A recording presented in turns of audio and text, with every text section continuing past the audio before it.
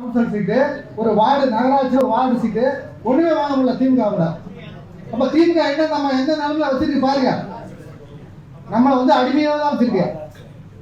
அதுக்கு தகுந்தவரை நம்ம எதிர்கட்சியா செயல்படணும். ஒண்ணு. ரெண்டாவது அந்தந்த ஏரியாவில் இப்ப மாவட்ட தலைவராக இருக்கட்டும், வட்டார தலைவராக இருக்கட்டும், அவங்க என்ன திமுக என்ன செய்யுது சொல்லுங்க. அந்த எந்த வேலை இருந்தாலும் அவங்க தான் செஞ்சுக்கிறாங்க. அவங்களுக்கு என்ன வருமானம் இருக்கு, என்ன செலவு பண்ண முடியும்? ஒரு கிராம கமிட்டி எப்படி அமைக்க முடியும்? பூத்து கமிட்டி அமைக்க முடியல.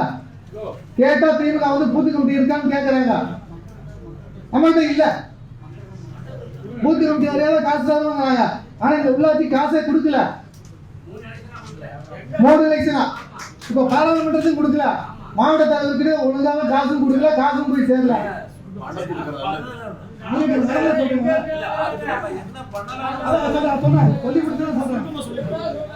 இப்படிலாம் நடந்துட்டு இருக்கீங்க.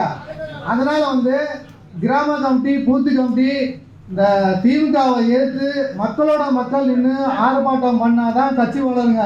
இல்லைன்னா கட்சி வளர்றதுக்கு வாய்ப்பே இல்லைங்க. ஒரு ஊர்ல ஒரு கொடிகம்பம் கிடையாது. இருக்கிற காங்கிரஸ்காரங்களை காப்பாற்ற முடியாது. ஆனா புதுசா காங்கிரஸ்காரங்க வர வைக்கிறதுக்கு வாய்ப்பு இல்லை. இதெல்லாம் செஞ்சாதான் வாய்ப்பு உண்டு. நமக்கு பின்னாடி வந்த கட்சியெல்லாம் எத்தனை பேர் சேர்ந்துக்கிட்டு என்னென்னமோ கூத்தடிக்கிறாங்க. அதை சொல்ல விரும்பல.